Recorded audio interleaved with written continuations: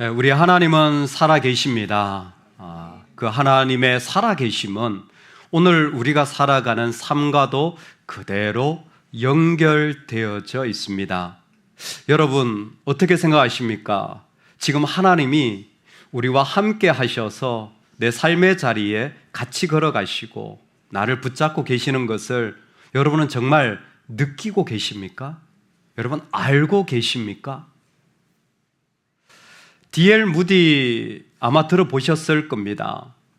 어릴 적 참 가난하게 자랐고 그의 학벌은 초등학교 졸업이 전부입니다. 그런 그가 주님을 만나게 되어집니다. 그에게 일어난 일은 예수 그리스도를 만났을 때의 감격과 놀라움이었습니다. 여러분, 주님은 지금도 우리의 모든 죄를 용서해 주시고 우리를 어떤 삶에서도 건져주시는 하나님이십니다.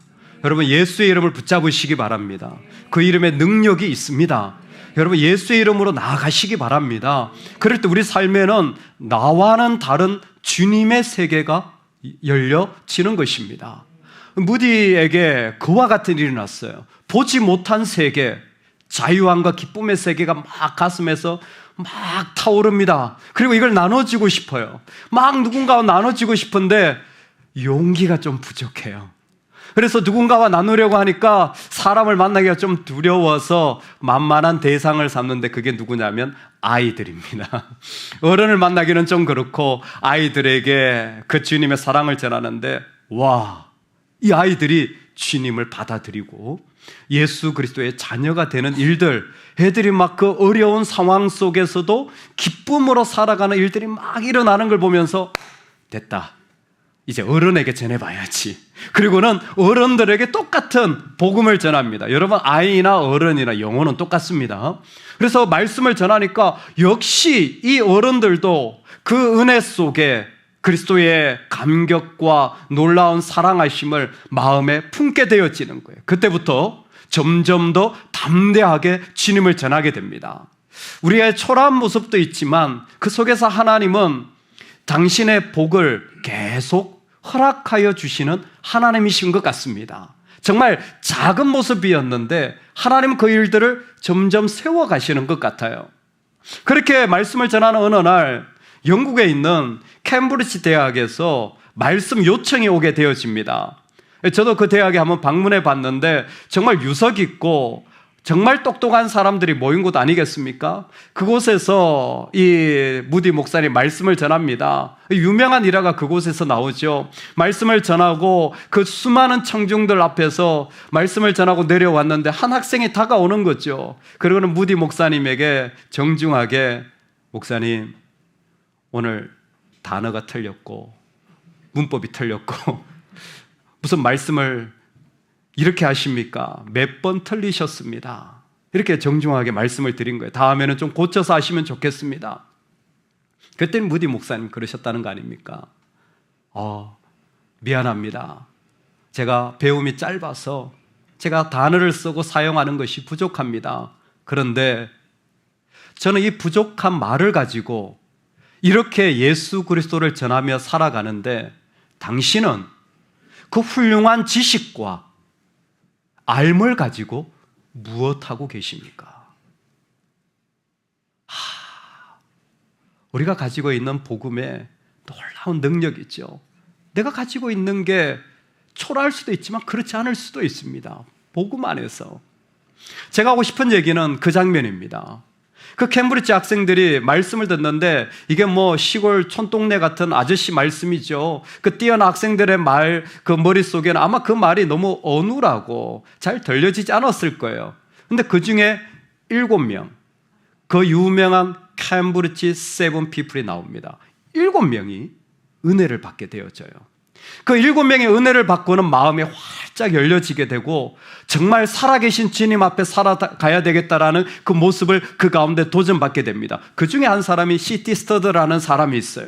이 사람이 그 은혜를 받고 내가 복음을 전해야지 하고는 중국으로 달려가게 되어집니다. 뜨거운 마음으로 달려갔지만 사역의 열매는 별로 없어요. 그리고는 다시 인도로 가게 되어집니다. 거의 실패에 가까운 사역을 하고 돌아오게 되어져요. 몸도 거의 다 망가져서 아무것도 할 수 없이 본국으로 돌아가려고 하는데 하나님이 그의 마음을 두드리십니다. 예, 너 한 번 더 가라. 주님, 제가 이제 어디를 갑니까? 그리고는 인도함을 받은 곳이 아프리카 콩고입니다. 그는 그곳에서 복음을 전하다 그냥 그대로 죽음을 맞이하게 되어지죠. 콩고에서 죽은 스터드는 아프리카를 사랑하는 모임이라는 작은 단체를 만들게 되어집니다. 그리고 그 단체는 나중에 웩이라는 선교 단체가 되어지고 웩에서 사랑을 받고 믿음으로 자란 한 분, 다니엘 자타 목사님이 여기에 앉아 계십니다. D.L. 무디를 누가 안 들어봤겠습니까? 근데 하나님의 역사가 그렇게 순간순간 연결하여 내가 살아가는 현실 옆에 증거로 보여주신다라는 게 저는 가끔 소름 끼칠 정도로 놀랍습니다. 하나님 살아계시는구나. 하나님 역사하시는구나. 그리고 그분의 이야기는 지금도 진행 중이구나. 여러분, 오늘 우리가 말씀 가운데 하나님의 살아계심이 우리의 삶에 실제적으로 역사하고 다가오고 있음을 구체적으로 바라보고 확인하는 은혜가 있기를 간절히 소망합니다. 아멘. 구약과 신약을 우리는 이렇게 Old Testament, New Testament이라고 부르기도 하지만 어떤 학자들은 First Testament, Second Testament이라고 부르기도 합니다. 첫 번째 말씀, 두 번째 말씀. 다 하나님의 말씀이라는 공통점이 있기 때문이라는 거죠. 그런데 여러분, 첫 번째 말씀이라고 부르든 구약이라고 부르든 첫 번째 책이 뭔지 아시죠? 뭡니까? 창세기입니다. 그러면 두 번째 책의 첫 번째는 뭘까요? 쓰여진 것 말고, 신약의 첫 번째 쓰여진 건 뭐라고 했죠? 마가복음이라고 했습니다. 근데 사실 순서적으로 제일 먼저 있는 책은 뭡니까? 마태복음입니다. 놀라운 건 창세기 1장 1절 시작. 태초에 하나님이 천지를 창조하시니라. 아멘. 자, 마태복음 1장 1절 시작. 아무도 몰라요. 아브라함과 아니에요. 다윗과 예수 그리스도의 계보라. 계보라라는 말이 게네시스입니다. 게네시스. 창세기가 영어로 뭘까요? 제너시스입니다. 같은 말이에요. 놀랍게도 창세기 1장 1절과 마태복음 1장 1절은 하나님의 시작하심을 선포한 동일한 메시지가 묶여져 있습니다. 마태복음을 조금 더 보면 마태복음을 1장 1절로 이어져서 읽어보면 바로 족보가 나오죠. 족보, 계보라 그랬으니까. 족보를 보면 뭐예요? 우리는 바로 잠이 들지 않습니까? 근데 그 족보가 신기하게 마태복음 족보는 아브라함부터 다윗까지 14대, 다윗부터 바벨론까지 14대, 바벨론부터 예수 그리스도가 오시기까지 14대로 나누어져 있습니다. 중간에 다른 사람들이 있었어요. 그러나 그 어떤 사람들은 생략하고 14대씩 족보를 3번 나누었습니다. 왜 마태복음에 14대로 나누었냐를 창세기에서 많이 다시 답을 찾습니다.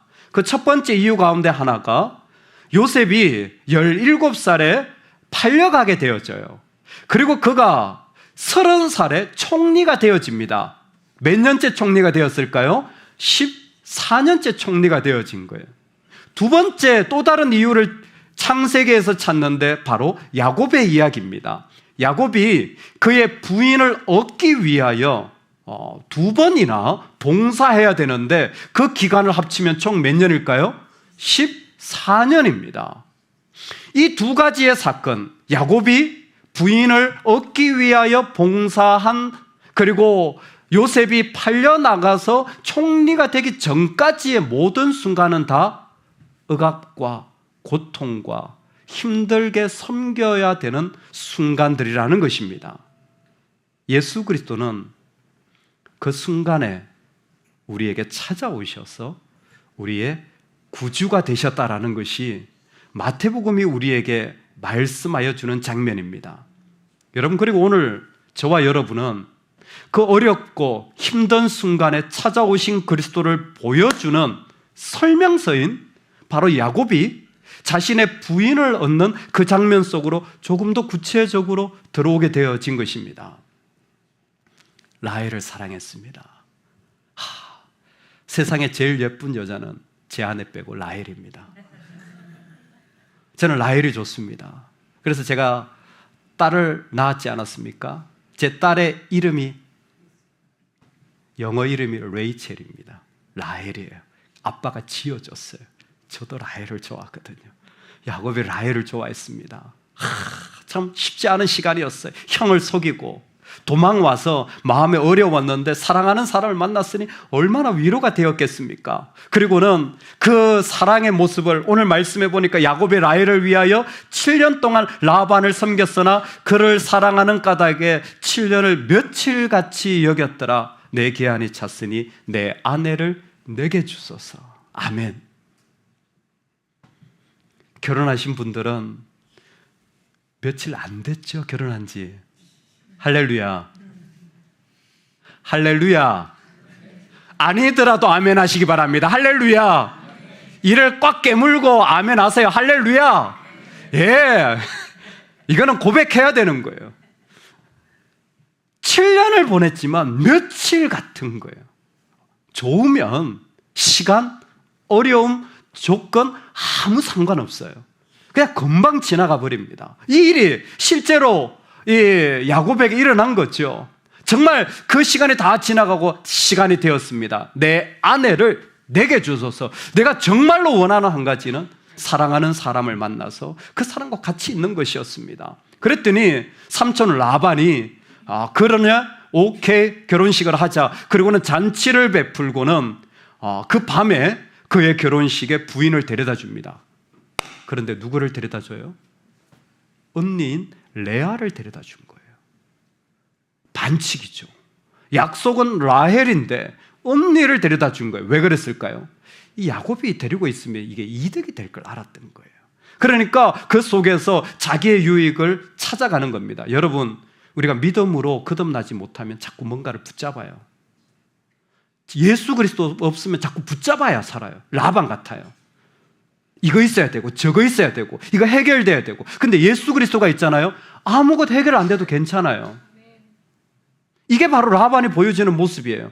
아니, 라헬하고 약속을 했으면 그만큼 자기 조카가 이렇게 수고했으면 당연히 결혼을 허락하고 그렇게 진행이 돼야 됐지만 레아가 들어가게 되어진 것입니다.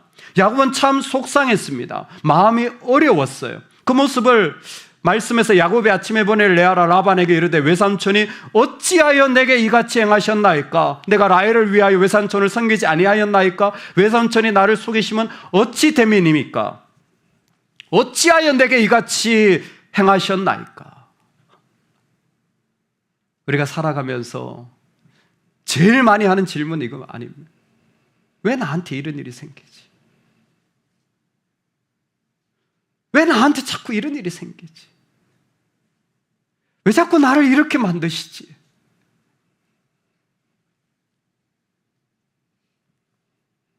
(3장 13절에) 여호와 하나님이 여자에게 물으시되 내가 어찌하여 이렇게 하였느냐? 창세기 12장 18절에 바로가 아브라함을 불러서 내가 어찌하여 나에게 이렇게 행하였느냐? 창세기 26장 10절에 아비멜렉 이삭에게 내가 어찌하여 우리에게 이렇게 행하였느냐? 창세기에 계속되던 질문이 야곱의 마음속에 일어나게 된 거예요. 어떻게 이러실 수가 있습니까? 속임, 그의 인생의 전부였습니다. 그런데 지금 자신이 속임을 당하는 장면에 우리는 야곱을 보게 되어집니다. 여러분, 이 땅에 속이는 인생은 반드시 대가를 지불하게 됨을 기억하십시오.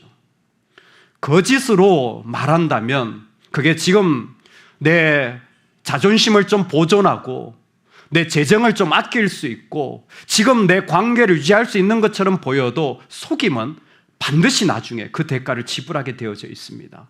결국 다 잃어버려지게 돼요. 결국 좋은 것을 더 많이 잃어버려지게 되어집니다. 그렇게 형을 속여서 장자권을, 그리고 아버지를 속여서 축복을 가지고 왔지만 오히려 더 라반에게 속임을 당하여서 그의 삶은 어떻게 이런 일이 생깁니까? 라는 질문이 생겨집니다. 여러분, 혹시 여러분 인생에 이와 같은 왜 이런 일이 생기지? 어떻게 이런 일이 생기지? 라고 한다면 꼭 기억하십시오. 속임의 자리, 어떻게 해야 될지 모르는 자리에 특효약이 하나 있습니다. 그건 오늘 야곱의 모습이 그대로 보여줍니다. 야곱이 삼촌 집에서 14년 동안 뭐 했죠? 섬겼습니다. 일했습니다. 야곱은 계속해서 일합니다. 앞으로도 그 가정에서 자기의 가축을 얻기 위해 6년을 더 일하고 20년을 채워서 계속 일하게 되어집니다. 혹시 기억하실지 모르겠는데 일한다라는 것, 이게 에덴의 언어입니다. 아담이 일했습니다. 에덴을 돌보는 일을 했어요. 우리가 생각할 때 일한다 그러니까 아침 출근해가지고 돈 버는 일만 생각하시는데 맞습니다. 그 일입니다. 근데 그 일에는 동시에 같은 게 있죠. 아바드는 뭡니까? 일한다와 예배한다가 같이 있는 모습이에요. 즉 일하면서 아담은 타락하기 전에 인간은 그게 전부가 예배가 되었어요. 자연을 보면서 풀을 뽑으면서 음식을 먹으면서 그 모두가 하나님과 같이 있는 예배의 자리, 하나님과 동행하는 자리가 되어졌어요. 그리고 그 일들은 지금 우리 삶에도 계속 일어나고 있습니다. 여러분, 야곱을 통하여서 하나님이 하고 계신 일이 이거예요. 그 안에 속임이라는 독성이 들어가 있습니다. 안 속여야지. 아니요. 그때는 어떻게 해야 될지 모를 때는 하나님이 나에게 허락하신 일을 계속 해 나가는 겁니다. 하나님이 나에게 부여하신 자리를 계속 예배하며 걸어갑니다. 그러면 어느 순간 이 죄의 독성이 빠져나가는 거예요. 여러분 꼭 그렇게 하시기 바랍니다. 어떻게 해야 될지 모를 때는 내가 하나님이 나에게 허락하신 자리를 그냥 걸어가십시오. 왜 저러지 모를 때는 하나님이 나에게 주신 그 자리를 소중히 여기며 하나님, 이 자리가 나의 예배입니다. 내가 이 자리에서 주님을 고백 계속 걸어가십시오. 그러면 하나님이 어느 날 이스라엘을 우리를 바꾸시는 거예요. 야곱의 스토리입니다. 이건 너무나 소중한 스토리인데 저는 오늘 이 야곱의 스토리 가운데 예수 그리스도께서 야곱을 통하여 우리에게 오실 때 아주 중요한 부분을 설명해 주셨다고 생각되어집니다. 야곱만이 메시아가 오는 통로가 아니었습니다. 누굴까요?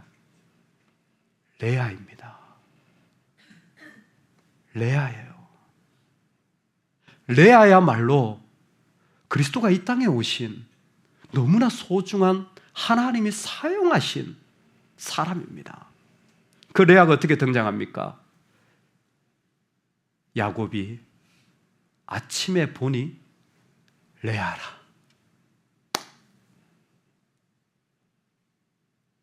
야곱이 아침에 보니 레아라. 야곱은 결혼을 하면서 기대를 한 거예요. 라헬과 이제 결혼해서 아름다운 사랑을 이루어야지 라고 했는데 아침에 눈을 떠보니까 아침에 보니 레아라. There was a Leah. 거기에 레아가 있는 거예요. 여러분 야곱의 시선을 좀 빼버리고 레아의 입장에 한 번만 서 보시겠습니까? 결혼을 한다고 해서 그곳에 갔는데 눈을 떠서 보니까 나를 원하지 않는 배우자가 서 있는 거예요. 나를 사랑해 주지 않는 사람이 옆에 있는 겁니다. 근데 난 그곳에 있어요. 원하지 않는 사람 옆에 나는 그 자리에 있어야 되는 거예요. 제가 이 말씀을 준비하면서 이걸 어떻게 설명할 수 있을까? 막 마음이 너무 아픈 거예요. 얼마나 레아가 비참했을까? 얼마나 초라했을까 자신이. 여러분 원하지 않는데 그 자리에 있을 때, 사랑해주지 않는데 꾸역꾸역 그곳에 서 있는 삶, 누구도 잡아주지 않는데 외로이 그곳에서 버텨내야 하는 어떻게 보면 어떻게 나한테 이런 일이 있을 수가 있어? 어떻게 그럴 수가 있어? 라고 야곱은 소리라도 치죠. 그 야곱의 소리가 커질수록 레아는 점점 더 비참해지고 초라해지는 겁니다. 레아는 한마디 말도 못해요. 이쪽에서 이런 말로 수없이 소리칠수록 그저 그냥 자신의 자리에서 우두커니 서 있어야 되는 거죠.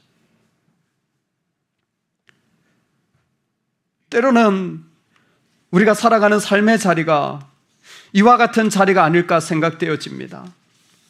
가족을 만났지만 내가 서 있는 그 자리가 그곳에서 별로 없는 것처럼 느낄 때도, 일터에서 만나지만 나를 바라봐 주지 않는 사람들 사이에 걸어가야 할 때도 있습니다.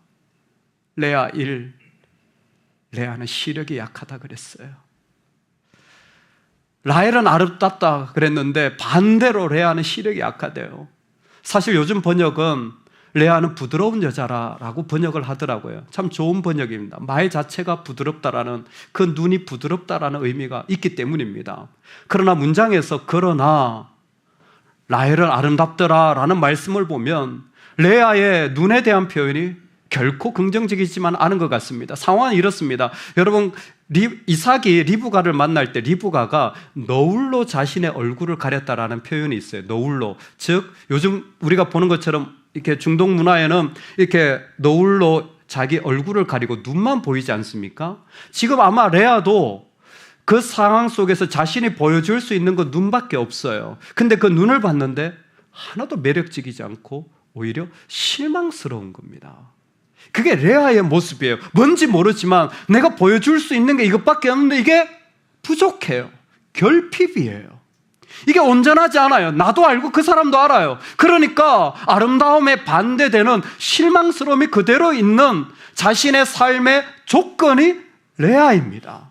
무엇보다 레아는 30절에 보면 구체적으로 라헬은 사랑하였지만 레아는 사랑받지 못하였어요. 사실 그 마음에 전혀 인정받지 못하고 늘 밀려나는 인생입니다. 인정받는 사람 옆에서 늘 나는 그 자리에 서지 못하고 달갑게 여기지 않는 대상이 레아였습니다. 오죽하면 아버지도 원하지 않는 딸이에요. 빨리 결혼해. 밀어 넣은 거 아닙니까? 남편한테 사랑받지 못할 뿐만이 아니라 친정 아버지한테조차도 떠밀려 버려져야 되는 레아의 모습을 우리는 어떻게 보면 우리 삶 속에서 종종 경험할 때가 있는 것 같습니다. 말하지 못한 나만의 초라함과 비참함을 가지고 여전히 살아가야 되는, 아침에 눈을 뜨니 레아라. 어떻게 알까요? 아무것도 알 수 없는 그 자리에서 레아는 이 인생은 어떻게 걸어가야 될까요?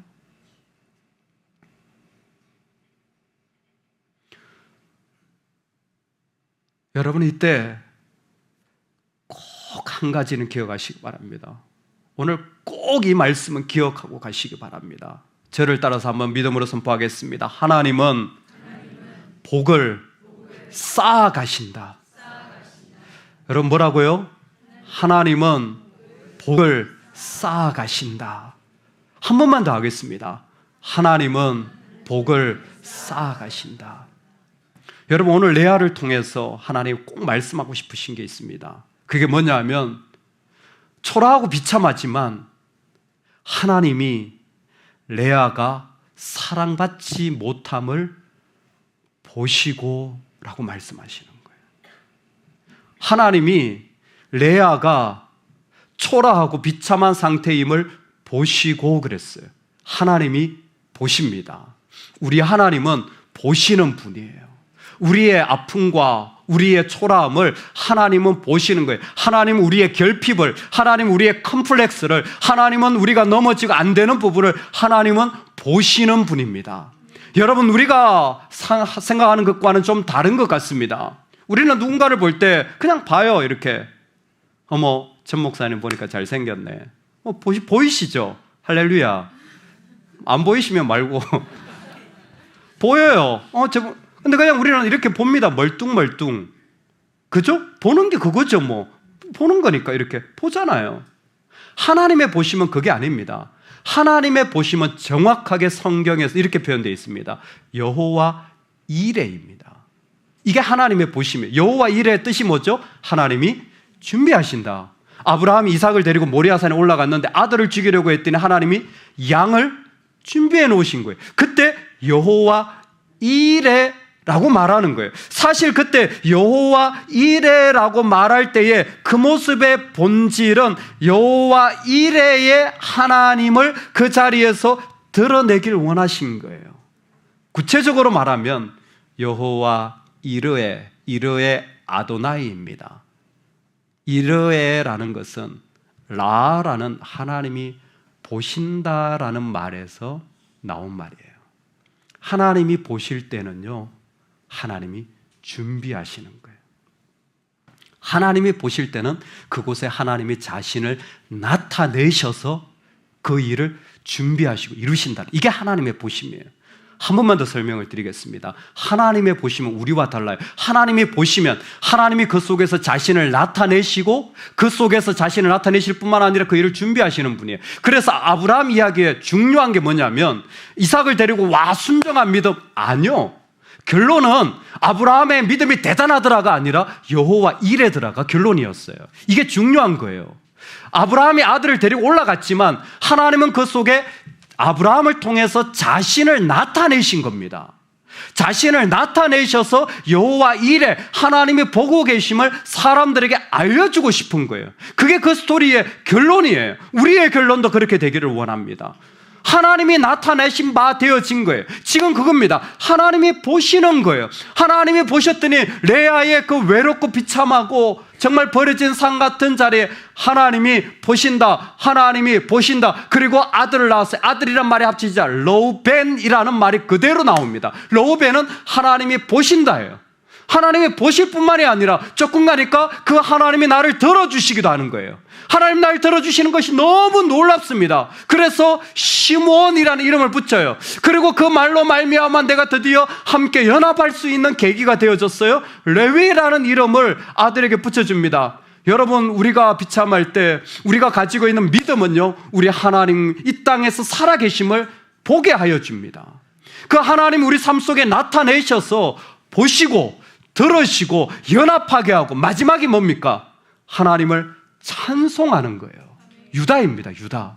이 말씀에 하나님이 보셨어요. 하나님이 들으셨어요. 연합하게 하더니 유다, 지유다가 되어진 거예요. 하나님을 찬송하는 거예요. 여러분, 이 부분이 얼마나 놀라운지 아세요? 처음에는 내가 와, 하나님 정말 나를 보시고 하나님 나를 공부해 주신 게 너무 하나님 들으시는 분이시군요. 정말 감사합니다. 내 인생의 마음이 이렇게 찾아와 주셨군요. 다 이런 이야기잖아요. 하나님이 점점 더 우리 삶에 간섭하시고 함께 하시자 유다까지 온 뭐냐면 내가 주님을 찬송하게 되어져요. 내가 주님을 높이게 되어져요. 지난번에 가르치면서 같이 있었던 교수님이 구약 전공인데 그분의 얘기 들으면 사람 인생은 참 재밌어요. 신약을 전공하러 갔다가 어떤 계기로 갑자기 자기 전공이 바뀌어지게 돼요. 구약으로 박사를 갔다가 역시 자기의 전공이 또 바뀌어져요. 뭘 전공하셨습니까? 시편을 전공했대요. 아, 시편 저도 좀 할 얘기가 많습니다. 그랬더니 이분이 이렇게 얘기를 하시는 거예요. 자기 시편을 전공하면서 또 대학에서 지금 가르치면서 시편이 특별하다는 거예요. 뭐가 특별합니까? 한 가지를 얘기해 주는데 깜짝 놀랐어요. 모든 성경은 하나님이 말씀하신 계시라는 거예요. 맞죠? 근데 시편은 사람이 고백한 걸 하나님이 진리로 받아들여 주신 거라. 모든 성경은 하나님이 말씀하셔서 받아서 적은 건데 시편은 그 사람의 고백을 하나님이 진리로 그대로 받아주셨다는 거예요. 깜짝 놀랐어요. 아, 그렇게 볼 수도 있겠네요. 너무 놀랍습니다. 다윗의 고백을 하나님은 그대로 실으신 거예요. 우리가 잘 알잖아요. 모세의 고백을, 솔로몬의 고백을. 여러분, 유다는 찬송하는 거예요. 아, 노래해야지. 아니요. 그의 고백을 하나님이 진리로 받아들여주는 어마어마한 자리, 진리의 통로가 되게 하는 그 영광의 자리까지 하나님이 지금 뭐예요? 레아를 세워가고 계신 거예요. 오늘 우리 삶에 하나님이 어떤 하나님이시냐면 우리가 비참하고 초라한 모습으로 있을 때 하나님 보시는 거예요. 그리고 우리를 통하여 자기의 아들을 보내시는 분이십니다. 그 속에 자기의 아들을 나타내시는 분이에요. 들으시고 연합할 때 우리를 통하여서 진짜 주님에 대한 고백이 나오게 될 겁니다. 그거 별거 아닌 것 같죠? 아니요. 하나님은 이 땅에 있는 진리처럼 사용하시는 거예요. 그 고백이 아무것도 아닌 것 같죠? 아니요. 하나님은 그것을 영혼을 바꾸고 삶을 바꾸는 놀라운 통로로 우리 가운데 역사하시는 하나님이신 거예요. 유다를 그 가운데 하나님 그렇게 세우신 겁니다. 하나님과의 관계에서 하나님 복을 쌓아가시는 분이셨어요. 그래서 마태복음 1장에 아브라함과 다윗과 예수 그리스도의 계보라 다음에 족보가 쭉 나옵니다. 아브라함 나오겠죠. 아브라함의 아들이 누굽니까? 이삭이 나오죠. 이삭의 아들이 누굽니까? 야곱이 나오죠. 야곱의 아들 중에 메시아 계통은 누가?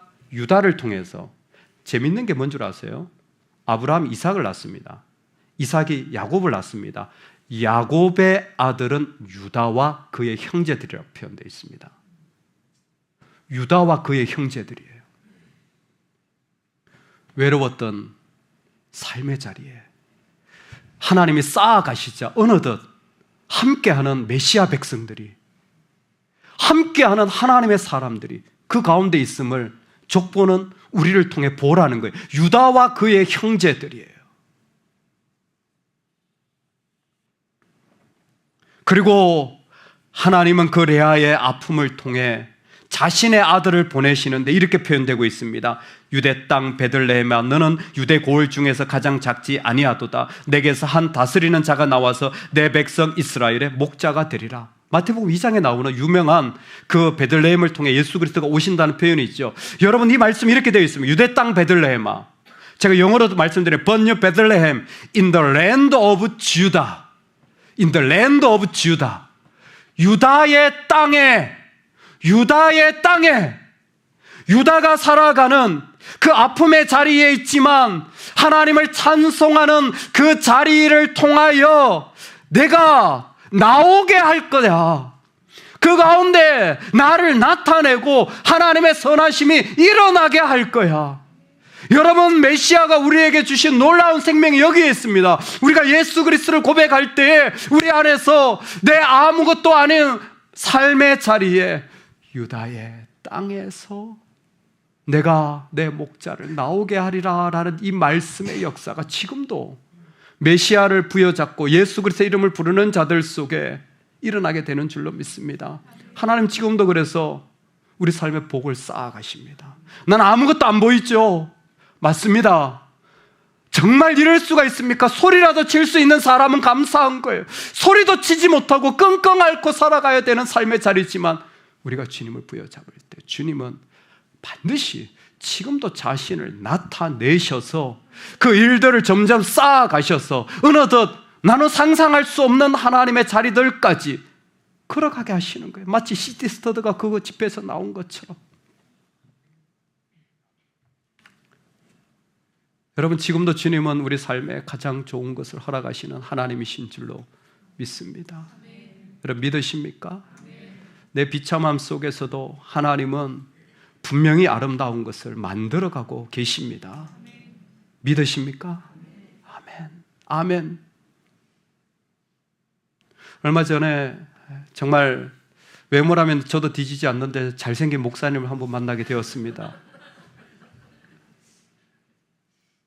그 목사를 딱 뵐 때마다 잘생겼다라는 말이 절로 나와요. 일단 키가 훤칠하시고요.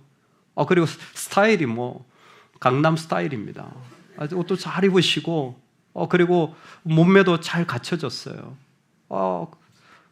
제일 부러웠던 건 정말 눈썹이 수건댕이에요. 눈도 동그래요. 안 잘생길 수가 없잖아요. 얼굴도 조그마신데. 여러분 생각해 보십시오. 다 갖췄잖아요. 예전에 제가 인근에 있는 목사님이 저를 한참 쳐다보시길래 제가 물어봤어요. 목사님 저를 왜 이렇게 쳐다보시냐고. 그랬더니 그분이 저를 계속 쳐다보시더니 제 손을 들썩 잡고는 전 목사님 저하고 눈썹 문신하러 갑시다. 그런데 제가 정말 내가 너무 웃겨가지고, 목사님 지금 목사 둘이서 뭐 문신하러 갑니까? 근데 그분은 습관댕이에요. 그게 딱 봐도 훈남이에요. 너무 잘생겼어요. 근데 그분이 이렇게 얘기하시는 거예요. 사람들이 있는 곳에서. 저는 잘 웃지를 못합니다. 그래서 왜 그러시냐 그러니까 웃으면 못생겨 보인다고 하도 얘기를 해가지고 어릴 때부터 웃으면 못생기고 싫다고 그 얘기를 들어서 지금도 못 웃으신다는 거예요. 나도 이렇게 잘 웃는데 못 웃으신다는 거예요.